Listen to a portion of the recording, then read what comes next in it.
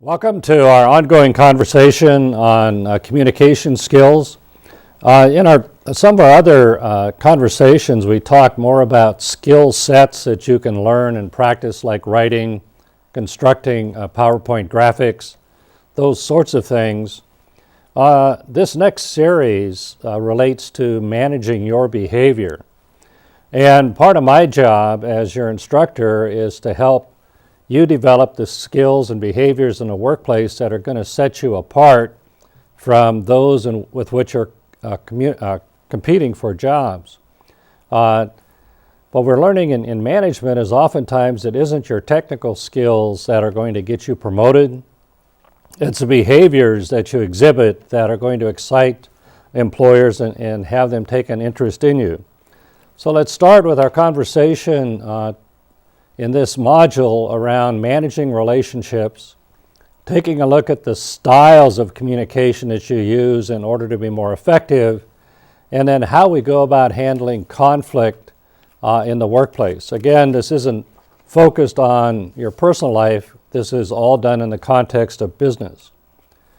When it comes to managing relationships, the better job you can do in establishing what you expect from others and then communicate with them clearly that you want to hear back from them on what they expect from you. That interchange is what's going to help you start to establish relationships that are going to serve you well. The second piece that you want to do is reciprocate. That you want to look for ways that you can help other people in the organization. We talked about that before in some other conversations, but be very strategic in looking for opportunities to help someone out. When I coach senior executives, one of the conversations we have is for them to look in the organization, try to find somebody that's struggling in some way, and then use your position of power and authority to assist them. Now, that person may never be able to help you in your career. They may not be able to help you with a project, but that goodwill that you're going to establish in the organization is going to serve your reputation well and help you be recognized as somebody of import in the organization. The third piece is to be trusted. And to be trusted, you have to be somebody that is very slow in making a commitment to somebody. But once you make that commitment, you want to do everything within your power to honor that commitment. Should it get to a point where you can't do what you said you could do, again, be very upfront. Let the person know that you're not going to be able to do what you said you could do, and then talk about ways that you can work around it. Professor Pfeffer down in Stanford has just released a new book on leadership, and he talks about the egos that are attached to people that lead very large organizations and that they tend to be very narcissistic. I don't agree with everything that Professor Pfeffer has to say. He's on point in some organizations, but in other organizations, you're better off being somebody that says that they're going to do something and does it, rather than in North Dakota we have a term that somebody is all hat and no cattle. That means that they brag a lot, they talk about all they can accomplish, but they get very, very little done. Next part of communicating effectively and working in an organization is to manage your communication style. There's different styles that we can use. Many of them are natural to us. They're our go-to position when we try to communicate. The more that you can move around these different styles and match your style of communication to the problems that you're facing or the challenges that the organization has, the more effective you're going to be in moving up within the organization. So let's take a look at some of these styles. The first style is a style that is very, very private. These are quiet individuals. They limit very few opportunities to disclose what they have to say. They're not particularly good at soliciting feedback from other people, and they're really most comfortable in working alone. Stephen Hawking's had a great quote, quiet people have the loudest minds. And again, as you move up in the organization, if you're quiet, don't see that as a handicap, just see that as a tool that you can use to be effective when you're communicating with your peers or with your bosses. If you're a manager, you want to be somebody that looks for quiet people and then solicits their input and provides them an opportunity to connect in the organization. Another style is the dominant style. I put up a graphic of Steve Jobs. He's the classic dominant communicating style.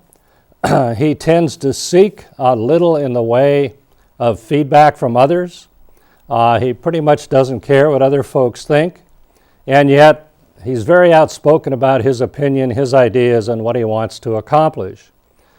These folks come across as very, very confident in themselves, and they tend to want to be the smartest person in the room. Again, this dominant style can be very effective when you're trying to sell an idea or to persuade people or to establish authority. In some domains, if you're too dominant, it's going to work against you, and you need to be practicing dialing it back.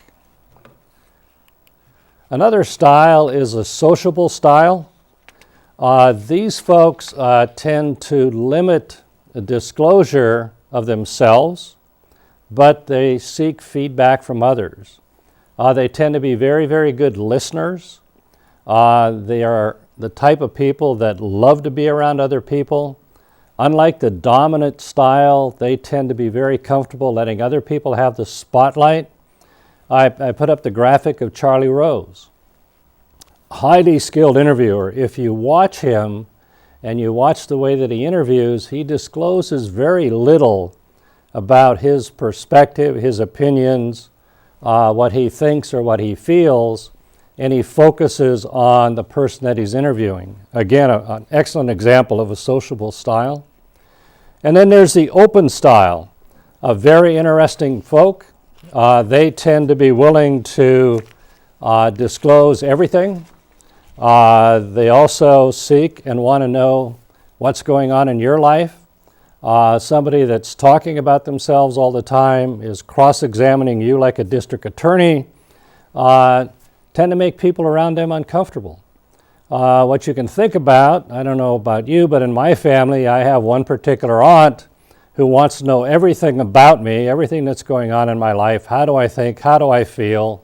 And then she wants to spend the rest of the conversation telling me what she thinks, what she feels, and what's important to her. So again, different communication styles. We are naturally, based on our personality and the environment we're raised, disposed to use a particular style. But the more fluid you can become to move from one style to another, given the context in which you're operating, is going to increase your skill as a manager and somebody of import in the organization. So some general observations. When you're communicating with others, you want to be fairly slow to disclose what you think, what you feel. You want to seek feedback from others and listen to what they want, what their needs are, and also listen to what they have to say about you and your behaviors so that you can start to respond to them. Many people are not comfortable receiving clear, crisp, and sometimes tough feedback. Again, if you're going to move up in an organization past a technical worker position, practicing accepting and processing feedback from others that you may not necessarily want to hear, excellent skill. And then give feedback only to people when they solicit it. Very few people appreciate working with folks that are always telling them what they do, or what to do, what they need to do, what they need to think, what they need to feel. So be very cautious on the feedback part of the loop. In any organization, you're going to get in a situation where there's going to be conflict. We tend to be conflict avoiding in the United States, but I think it's a skill that we need to get better at, particularly if you aspire to work in an international setting. Your authors laid out some different quadrants in which conflict is handling. One quadrant is the avoidance quadrant. In that quadrant, you just simply look the other way. So there may be some conflict taking place between a couple of your employees. You're judging that it's not critical, it's just recreational, or it's helpful in getting them to a good decision. Let it go. Another form of conflict resolution is accommodation. So you think about what the other side wants, and you say, all right, that's not exactly what I want, but I can live with it. And again, very, very low on the assertion side and very high on the cooperativeness side. In the upper quadrant, let's go to the middle. In the middle quadrant is compromise. This is where negotiation takes place.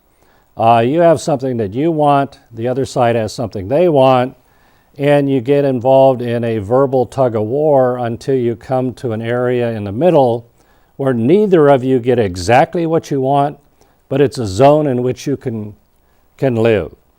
So compromise, don't think of it as the ultimate resolution, because the other party is still not happy because they didn't get what they wanted, and you're not particularly happy because you didn't get what you wanted. But you can both live with it. The other two quadrants are very, very challenging to operate in. The collaboration side of conflict resolution requires us to stay in the conversations, stay at the table until all of our primary needs are met. This takes a great deal of work, a tremendous amount of effort, and a great deal of trust between the parties to fully disclose what it is that they need from this particular situation. The other quadrant is equally as difficult to operate in, and that is competition. One of the things that we talk a great deal about when we're working in organizations is you may be placed in an environment where the other parties want to do you harm. They are not interested in working with you. They are not interested in collaboration or compromise. They simply want to roll over the top of you. When you're in that situation, you have to draw a line in the sand, and you have to engage in very intense, very assertive behaviors to get the other side to back off. If you don't, you simply are going to be called lunch, and the other side will just simply have you and be done with you and move on down the road. So again, think about the different conflict strategies, think about when it's appropriate, and then bring that into your work life and apply it appropriately. We had talked about the upper quadrant of collaboration, and that's reaching consensus. So we start out in trying to resolve conflict with a win-lose situation. That's in the middle, and it often ends up in the upper quadrant. Then there's a lose-lose, which is the middle part of the conflict resolution, and that's the compromise. Sometimes you lose. The other side doesn't necessarily lose, but there's some feeling that maybe they got more than they deserve, so there's still some tension in that. And then we seek, the ultimate is a win-win situation where you're engaged in conflict with people whose goal is the same as yours. There's just a debate over how do you accomplish that particular goal. When we talk about choosing careers, not jobs, but careers, the better you can choose an organization that aligns with your personal values, that'll set you up within that organization to where the conflict is around the way to best accomplish a common agreed upon good. And if you can find that, you're going to be very, very happy in your career. There's also some cultural differences in the way that conflict is handled. In very individualistic cultures, conflict tends to be far more intense. In collaborative cultures, they tend to operate in the collaborative, the compromise, the accommodation side of the equation. Low context cultures, there's very little that's spelled out for you. When we get into our cross-cultural communication module, I'll go into that in great detail. In those cultures, you as an employee have a greater responsibility to understand what's going on, and the boss's job is just simply to set general direction for you. In high context culture, again, it's an opportunity for you to learn more about what's going on through very subtle forms of communication. So again, low context, things are spelled out very clearly. The boss lays out what's expected. You're expected to comply. High context culture, you're expected to read the environment, listen subtly to the messages that the boss may be saying or not saying, and then respond appropriately so that you can do the job that's desired. So the whole issue around interpersonal communications is very tricky. The more work you can do at becoming effective in being respected and trusted and developing multiple communication styles, multiple conflict resolution styles should serve you very well.